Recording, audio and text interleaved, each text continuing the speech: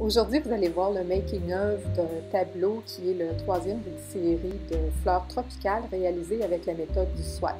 Alors pour commencer, je recouvre mon canevas de peinture blanche.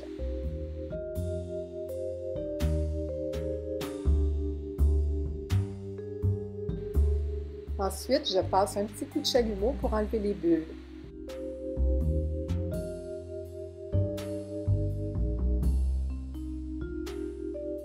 Je vais d'abord analyser la situation pour voir comment je vais m'y prendre. Ensuite, je vais tracer la première tige avec un vert très foncé que j'avais déjà dans une petite bouteille.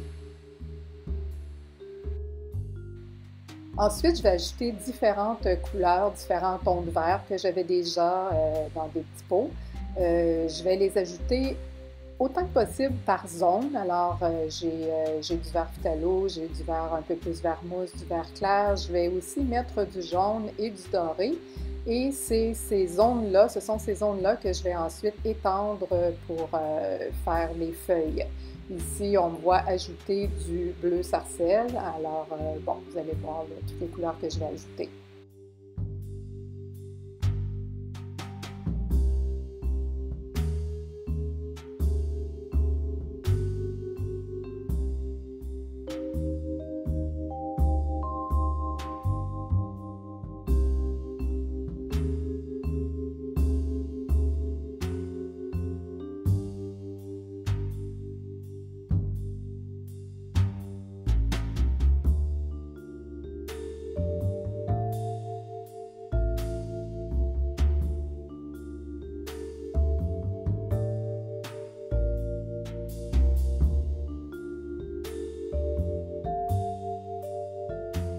Pour faire mon balayage, j'utilise la moitié d'une carte d'assurance santé qui est expirée. C'est mon ancienne carte. C'est une carte de plastique. Alors, en la coupant sur la longueur, ça fait juste une belle largeur pour manipuler et faire ce type de balayage-là.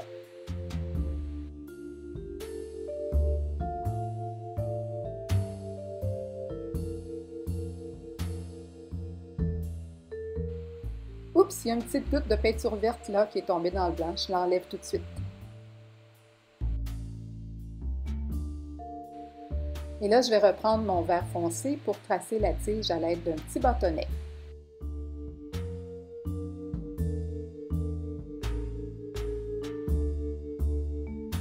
C'est parti pour la deuxième feuille.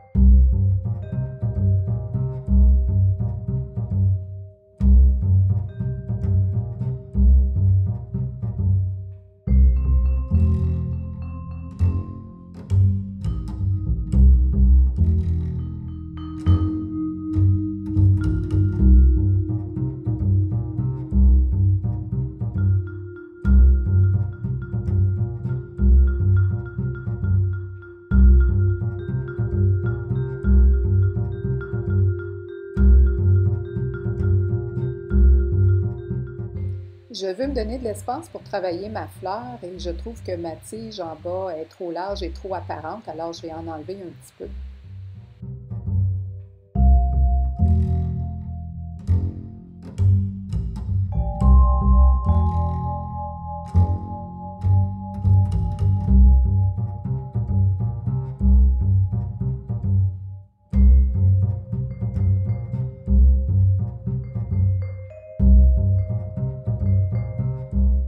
Là, Là, je vais commencer à travailler ma fleur avec la méthode du puddle pour. Je ne connais pas le terme français pour ça, mais la traduction rapide, c'est coulage en flaque. C'est pas très adéquat, mais en tout cas, c'est représentatif. Ça consiste à superposer des couleurs, comme vous voyez, là, en petites flaques. Et ensuite, on souffle ces couleurs-là, on souffle sur les couleurs, soit à travers une paille, avec un aérographe, avec une canette d'air comprimé, comme ce qu'on utilise pour les ordinateurs.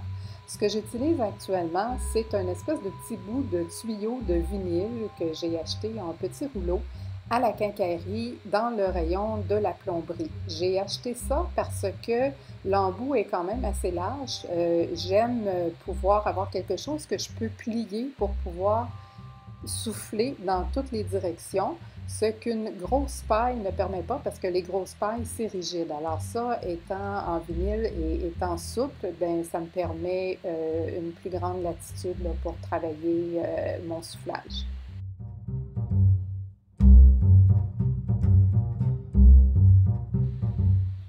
L'autre outil que je trouve très pratique, c'est le plateau tournant, l'espèce de Lazy Susan, qui sert normalement à faire des pâtisseries là, ou des trucs comme ça. J'ai acheté ça dans une quincaillerie aussi, mais en fait chez Canadian Tire pour les Canadiennes.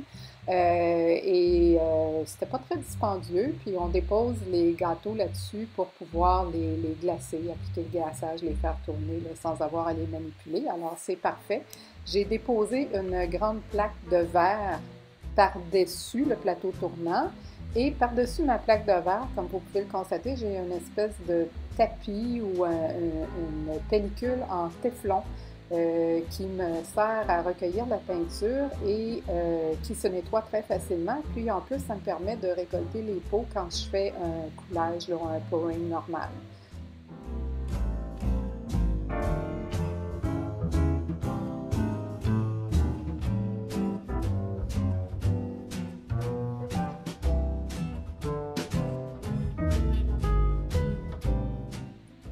J'ai terminé d'appliquer les couleurs, alors là, je vais faire le centre en reprenant mon vert foncé de tantôt que je vais appliquer de façon circulaire ici et que je vais retravailler avec un petit bâtonnet par la suite.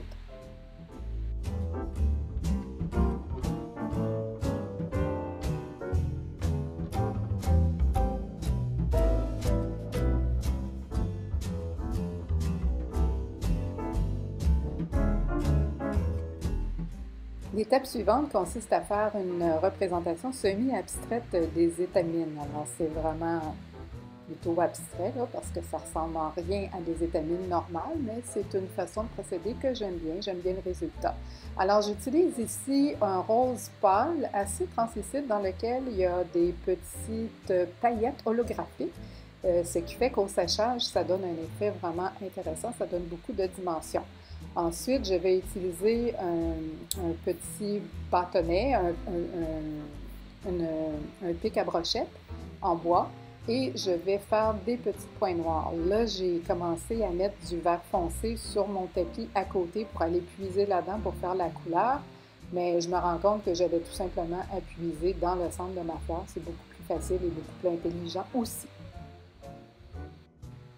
Et je poursuis en séparant les pétales, pétales entre guillemets. Pour faire ça, je vais utiliser un petit bâtonnet encore et je vais aller chercher la couleur du centre pour l'emmener doucement vers les bordures de la fleur, ce qui va créer des pétales.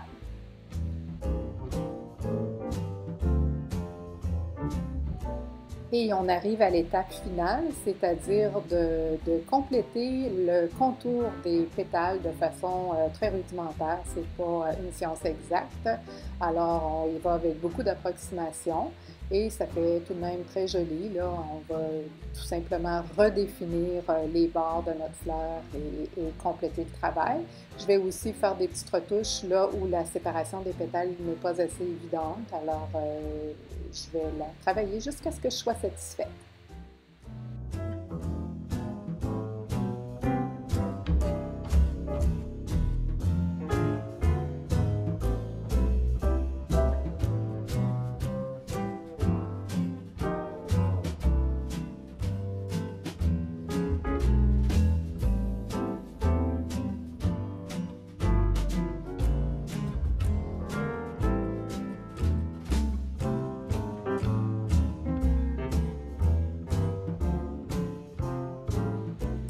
Alors voici qui conclut cette première vidéo que j'ai faite avec un voice-over, avec une voix superposée. C'est ma première fois, alors j'espère que vous serez indulgents. J'espère que vous avez aimé. Si oui, vous pouvez vous abonner à ma chaîne YouTube, ça va me faire plaisir et vous pouvez commenter. J'aime toujours lire vos commentaires. Merci, à la prochaine!